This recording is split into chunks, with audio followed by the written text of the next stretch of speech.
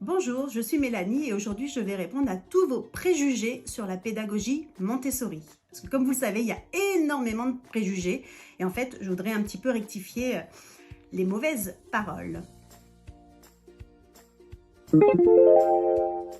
Donc en fait, l'enfant n'est pas roi, l'enfant ne fait pas ce qu'il veut n'importe comment, n'importe quand dans une classe. Ça, c'est totalement faux. En fait, l'enfant est libre de choisir le travail qu'il souhaite faire.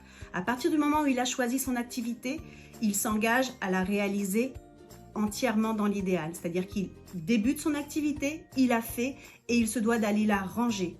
Il ne peut pas prendre une activité qu'un autre enfant est en train de faire, il se doit de respecter ses camarades. Donc en fait, les enfants ne sont pas rois. Pareil, on nous dit souvent, oui, vous ne dites jamais non dans une classe Montessori. C'est faux.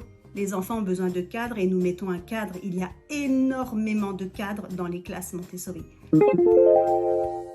Montessori pousse les enfants? Alors, pas du tout. Nous accompagnons les enfants. Nous les faisons évoluer. Un enfant qui a envie d'apprendre, on va l'accompagner, on va le faire évoluer. Un enfant qui est plus cool, qui a envie de plus se reposer, d'être tranquille, on va pas le pousser, on va le laisser faire, on va attendre que cette période passe. Et quand il sera prêt à faire des maths, quand il sera prêt à faire du langage, là on ira. En attendant, il va trouver d'autres choses forcément qui l'intéressent dans la classe, comme de la culture, comme du sensoriel, ou tout simplement de la vie pratique. Et en fait, les enfants trouvent leur équilibre au sein de nos classes. Alors c'est faux. Donc la pédagogie Montessori n'est absolument pas réservée aux surdoués, c'est pour tous les enfants, même les enfants avec des besoins spécifiques, les enfants avec des grosses difficultés, des enfants porteurs de handicap.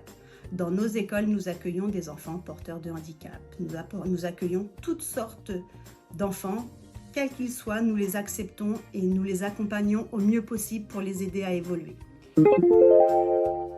Alors, pareil, donc en effet, la leçon est individuelle en Montessori, mais nous faisons aussi beaucoup de leçons collectives et nous nous débrouillons pour les mettre à plusieurs des fois sur certaines activités lorsque c'est possible.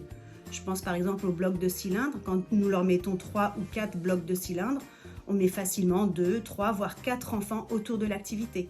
L'avantage, c'est qu'il n'y a pas de niveau, donc il n'y a pas de compétition, il n'y a vraiment pas de jugement par rapport à la réussite, donc les enfants s'aident entre eux. Un grand va très bien aider un petit va aller aider un autre plus petit parce qu'il voit que son copain ne sait pas bien le faire.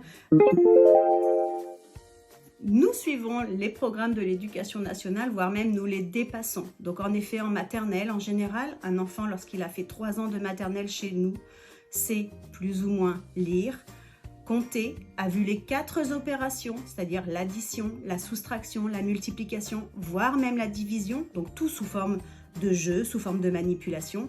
Mais nous faisons le programme de l'éducation nationale et au-delà. Après, je ne vous parle pas des classes de primaire où là, ils ont un plan de travail qui suit les programmes de l'éducation nationale. Donc en fait, c'est vraiment pas un problème. Les écoles Montessori suivent le programme de l'éducation nationale. Justement, puisque nous suivons et nous essayons de suivre les programmes de l'éducation nationale, un enfant qui pour X ou Y raison devrait quitter notre école s'adaptera très facilement dans une classe traditionnelle. C'est-à-dire qu'il sera autonome, il saura travailler, il aura énormément travaillé sur sa concentration. Donc en fait, il s'adapte facilement à d'autres classes. Donc il ne faut pas oublier que la pédagogie Montessori favorise l'autonomie, c'est-à-dire qu'une fois que l'enfant est autonome, en fait, il sait tout faire. Donc merci pour votre attention et puis n'hésitez pas à mettre en commentaire si vous souhaitez un deuxième épisode. À très bientôt.